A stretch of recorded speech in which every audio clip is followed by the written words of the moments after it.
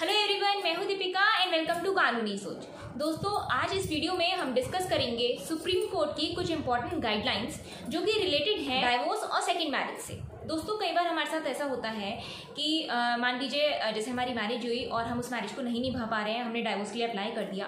अब हमारा कोर्ट में केस पेंडिंग है डाइवोर्स का और अब हमें सेकंड मैरिज के लिए जाना चाहते हैं। हम ज़्यादा वेट नहीं करना चाहते अपनी सेकंड मैरिज के लिए। तो जनरली क्या होता है कि डाइवोर्स जब तक आपका फाइनलाइज नहीं होता, मतलब फाइनल पूरा डाइवोर्स की डिग्री आपको नहीं मिलती, तब तक आप सेकंड मैरिज के लिए नहीं जा सकते। अगर आप सेकंड मैरिज कर लेते हैं तो फिर वो इलीगल होगा, इनवैलिड होगी आपकी दूसरी मैरिज और हो सकता है कि आपको उसके लिए सजा भी हो जाए, आप दोषी करार हो जाए। तो इन गाइडलाइंस के हिसाब से जो कि हम आज इस वीडियो में डिस्कस करेंगे, इसके हिसाब से सुप्रीम कोर्ट ने ये कहा है कि अगर आपका डाइवोर्स का केस पेंडिंग भी है कोर्ट में, तब भी आप सेकंड मैरिज के लिए जा सकते हैं। भले ही आपका फाइनल फैसला नहीं हुआ है, आपके जो डाइवोर्स केस चल रहा है उसमें फाइनल फैसला नहीं हुआ है, तब भी आप सेकंड मैरिज के लिए जा सकते हैं। तो ये चीज़ आज इस वीडियो में हम डिस्कस करेंगे। दोस्तों, सबसे पहले हम इसके पूरे फैक्ट समझेंगे। हम ये समझेंगे कि किन केसेस में ये गाइडलाइंस काम करेंगी और किन केसेस में ये गाइडलाइंस काम नहीं करेंगी। दोस्तों, सबसे पहले मैं आपको बता दूं कि ये गाइडलाइंस हैं, जजमेंट नहीं है। कई बार होता है कि लोग जो है डिस्क्रिप्शन बॉक्स में जजमेंट ढूंढते हैं। गाइडलाइंस होती हैं, जैसे कोई केस चल रहा है उस दौरान सुप्रीम कोर्ट ने कुछ गाइडलाइंस जारी करी, तो वो भी आप यूज़ कर सकते हैं अपने केस में कि भाई ये गाइडलाइंस थी और इसमें आपको आपके केस में इसका फायदा मिल सकता है। तो दोस्तों, ये वीडियो बहुत ही इंपॉर्टेंट होने वाला है कि अगर आपका कोर्ट केस चल रहा है, डाइवोर्स केस चल रहा है, पेंडिंग है और आप सेकंड मैरिज के लिए जाना चाहते हैं, तो ये वीडियो आपके लिए बहुत इंपॉर्टेंट होने वाला है। तो इसे बिल्कुल भी मिस मत कीजिएगा, स्किप मत कीजिएगा, इसके हर पॉइंट को बहुत ध्यान से समझिएगा। दोस्तों, वीडियो शुरू करने से पहले कहना चाहूंगी, अगर आप हमारे चैनल पे नए हैं, पहली बार आ रहे हैं और अब तक सब्सक्राइब नहीं किया है, तो काइंडली सब्सक्राइब जरूर कर लें और नोटिफिकेशन बेल पे भी जरूर क्लिक कर लें, क्योंकि हम डेली आपके लिए ऐसी इन्फॉर्मेटिव वीडियोस लाते रहते हैं। तो दोस्तों, बिना देर करे शुरू करते हैं आज के इस वीडियो को। इन जो सुप्रीम कोर्ट की इंपॉर्टेंट गाइडलाइंस हैं, इनके हिसाब से सबसे पहले दोस्तों समझ लेते हैं कि इस पूरे मैटर में था क्या। हस्बैंड वाइफ जो थे उनके बीच में झगड़ा हुआ, मतलब कोई भी विवाद हुआ और फिर जो है वो उन्होंने कंटेस्टेड डाइवोर्स के लिए अप्लाई करा। जो वाइफ थी उन्होंने कंटेस्टेड डाइवोर्स का केस कोर्ट में डाल दिया। अब कोर्ट ने डिग्री पास करी डाइवोर्स की इन फेवर ऑफ वाइफ के पक्ष में। अब इसकी अपील में, मतलब इसके अगेंस्ट में हस्बैंड ने अपील डाली कोर्ट में और उसके बाद हस्बैंड वाइफ के बीच में आपसी में बाहर सेटलमेंट हुआ और उन्होंने ये डिसाइड करा कि भाई उन्हें अलग ही रहना है, कि वो साथ में नहीं रहना चाहते। तो इसलिए जो है फिर हस्बैंड ने अपनी अपील विड्रॉ करने के लिए कोर्ट में एप्लीकेशन लगाई 15 अक्टूबर 2011 को। अब अपील के लिए उन्होंने एप्लीकेशन तो लगा दी 15 अक्टूबर 2011 को, लेकिन फाइनल जो कोर्ट का जजमेंट है अपील के ऊपर वो नहीं आया था और हस्बैंड ने 6 दिसंबर 2011 को सेकंड मैरिज कर ली।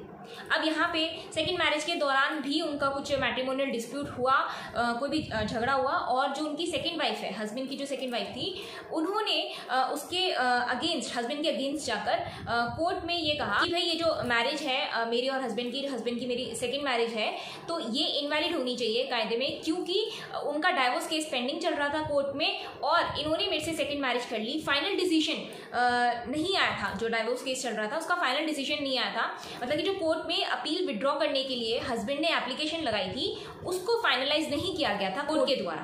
तो इसका हवाला देकर हस्बैंड की जो सेकंड वाइफ थी उन्होंने कहा कि भाई मेरी जो शादी है ये इनवैलिड होनी चाहिए, इसको नल एंड वॉइड घोषित करा जाए।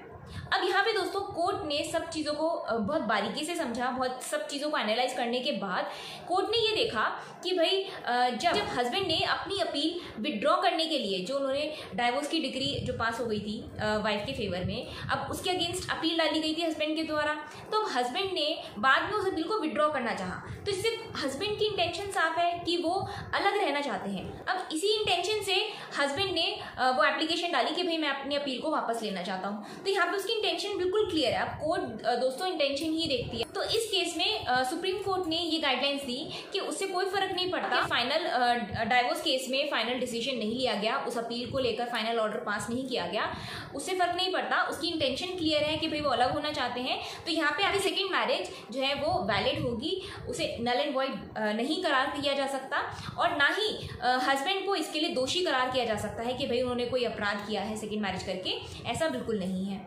और जो उसकी डाइवोर्स केस उनका चल रहा था, जो हस्बैंड का और उसकी फर्स्ट वाइफ का, उसका जो फाइनल ऑर्डर था वो कोर्ट ने 20 दिसंबर 2011 को पास किया। तो यहाँ पे आप देखिए कि 6 दिसंबर 2011 को उसने हस्बैंड ने सेकेंड मैरिज कर ली और फाइनल ऑर्डर आया 20 दिसंबर 2011 को। तो इन गाइडलाइंस के हिसाब से अगर आपका कोर्ट में केस पेंडिंग भी है डाइवोर्स का और आपने सेकेंड मैरिज कर ली है तो आपकी जो सेकेंड मैरिज है वो वैलिड मानी जाएगी, वो नल एंड वॉइड नहीं होगी और ना ही जिसने सेकेंड मैरिज करी है वो दोषी होगा। तो दोस्तों अगर आपकी केस की परिस्थितियां इस केस की परिस्थितियों से मैच करती हैं तो आप इन गाइडलाइंस का पूरा फायदा उठा सकते हैं। अगर आप सेकेंड मैरिज के लिए जा रहे हैं और आपका इसी तरह से कोर्ट में केस पेंडिंग है तो आपकी जो सेकेंड मैरिज है पूरी तरह से वैलिड होगी।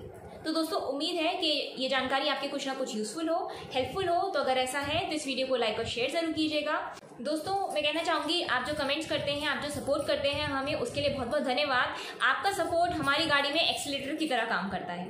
तो दोस्तों आज इस वीडियो में इतना ही, मिलेंगे अगली वीडियो में किसी और टॉपिक के साथ। तब तक के लिए bye bye, take care and thank you for watching.